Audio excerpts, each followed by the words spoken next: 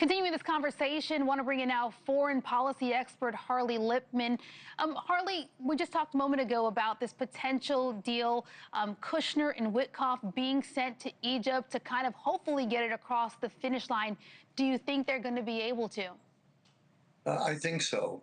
And the other name I would add to this is Tony Blair, who also has played a key role in crafting this peace agreement.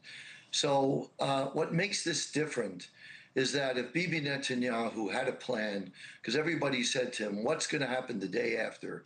And he never presented anything because it would be dead in the water, because it would be his plan. The beauty of this is Trump's plan backed by the Arab world. So this is unique. And this is where Arab nations are putting huge pressure on Hamas, where Hamas has their back to the wall with Israeli forces ready to advance into Gaza City and attempt to finally finish them off once and for all. So I think everything's lined up really well. As they say, fingers crossed. We're really hopeful that they could pull it through the finish line. Trump is putting everything into this. He's put huge pressure on the Arab nations to come through and make this happen. If Hamas really delivers on giving up all the hostages, which is met with a lot of skepticism in a lot of places, because this is their only card in this conflict. It's the only ace up their sleeve that they have. Then I think you're going to see everything unfold quickly into a real peace agreement. Yeah, sticking with that point, I mean, one of the other sticking points here is the idea of demilitarizing Hamas. Given that if they concede to giving up hostages, that's their biggest bargaining chip here, do you think we end up seeing Hamas agree to that demilitarization? Great question, and that's the big challenge, because you really need determination on behalf of the Arab nations to bring in whatever people or military force, Arab military, Muslim soldiers, Muslim police, Palestinian technocrats to really come in and govern Gaza. And this will allow Israel to pull out.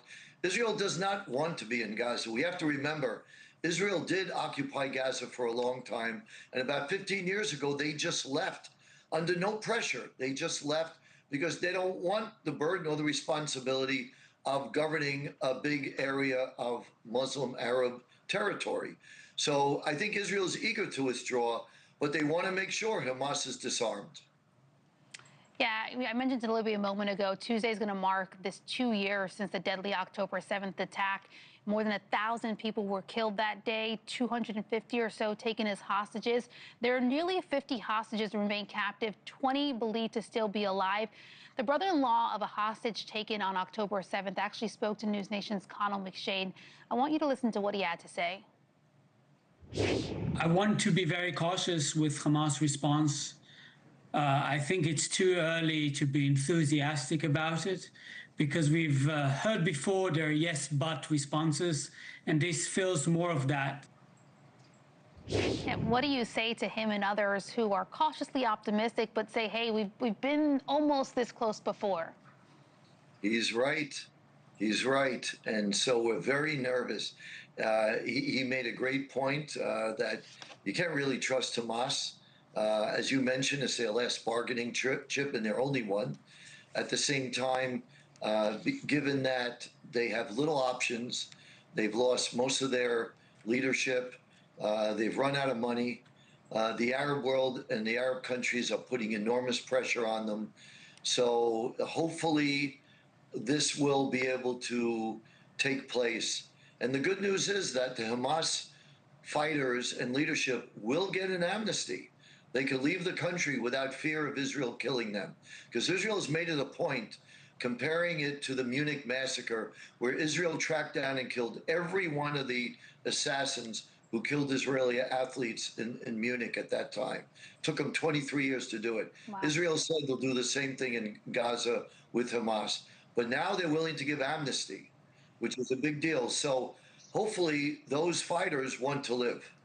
Yeah, we've got a couple days here where that could happen. A lot of eyes are going to be on this. Foreign policy expert Harley Lippman, thank you for joining us. Thank you for having me. All right.